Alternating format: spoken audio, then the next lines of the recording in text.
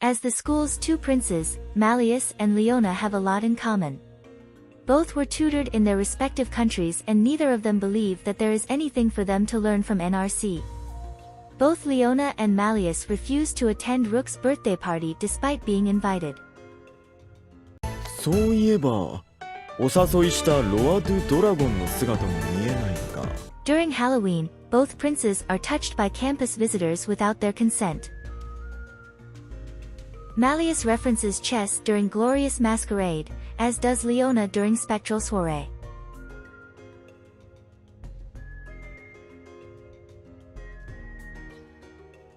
While Leona infamously has no one with whom he can play, playing against himself due to lack of partners, we have never seen him play against Malleus.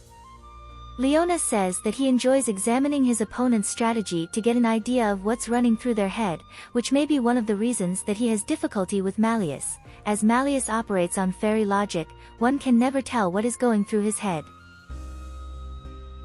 During Leona's second birthday interview, the princes discuss how the students of their respective dorms both have trouble finding them at times, and both of them will intentionally avoid those who look for them. 僕はそろそろ自分の寮へ戻った方が良さそうだ。どうだ、いたか。ああ、若様。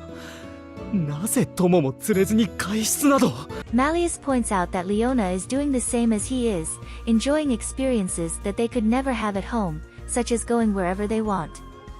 Malleus gets Leona a book for his birthday that Leona seems to sincerely appreciate, to his own surprise.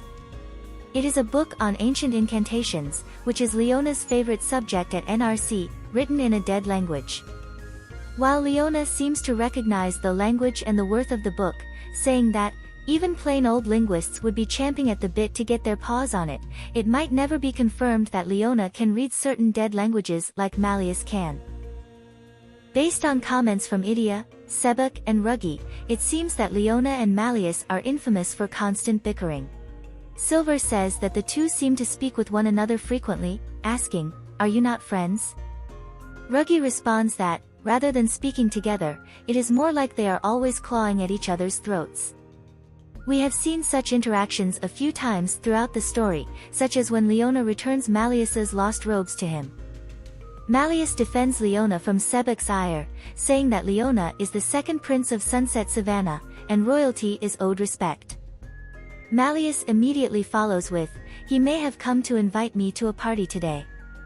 Is that right, King Scholar? Malleus thanks Leona and Lilia says that Leona is free to visit them whenever he likes. Malleus again defends Leona from Sebek, declaring that it is his duty as royalty to thank Leona. This comment about royal duty seems to be sensitive for Leona, who is not impressed. Upon discovering that not being invited to the ceremony is a delicate subject for Malleus, Leona proceeds to mock him for it, and the conversation devolves into an exchange of insults and threats. Lilia observes, this is precisely the kind of experience Malleus needs. The two princes sit across from one another at a dinner table during the Halloween party, but when Vil asks them to pose for a photo, they begin teasing one another over who will be overshadowed and who will ruin the shot. They also tease each other during Fairy Gala, with Malleus saying, "You especially have room to grow, King Scholar." Leona responds, "I don't gotta take that from the most useless guy in the room." Malleus is Leona's interviewer for his second birthday vignette, and seems to enjoy the chance to indulge in the particular custom of hitting the guest of honor in the face with whipped cream. キングスから誕生日おめでとう。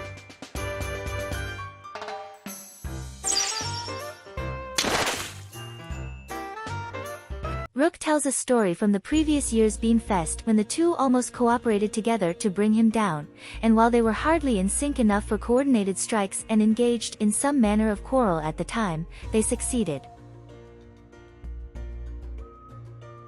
Leona is often insulting Malleus apropos of seemingly nothing, and if there was ever an inciting incident for why he does so, it is possible that we have yet to learn what it was.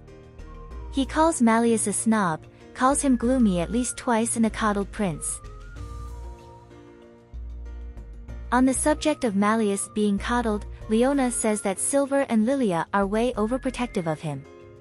Silver seems convinced that the two are friends.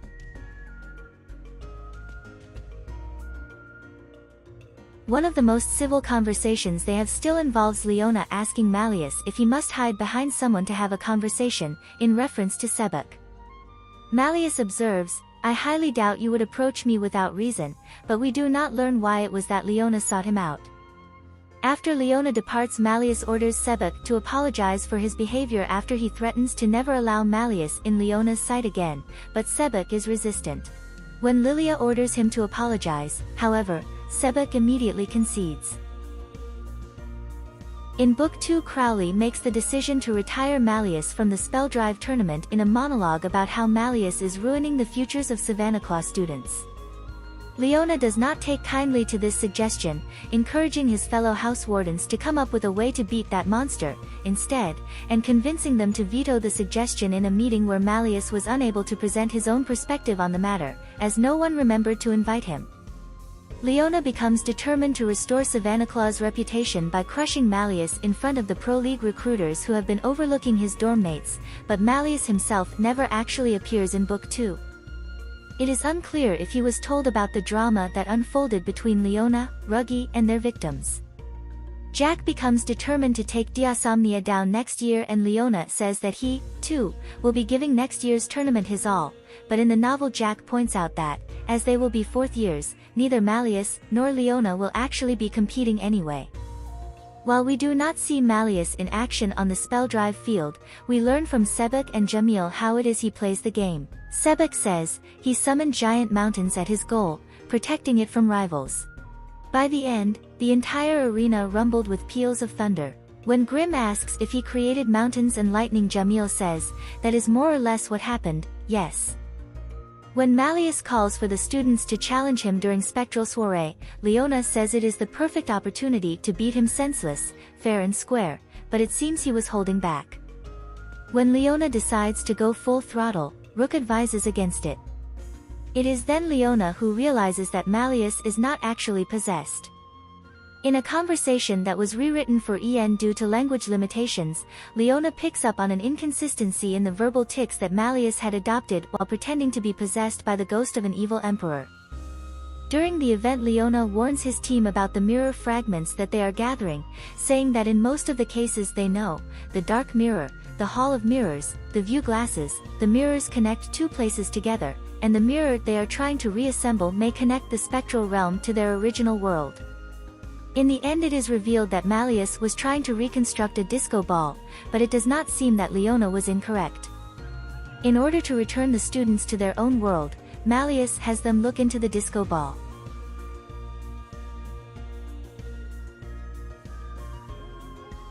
Malleus does not participate in the Phantom Bride event. It is Vil who notices that he is missing, and Lilia explains that it is because Malleus's proposing could set off an international incident, as he is the heir to Briar Valley.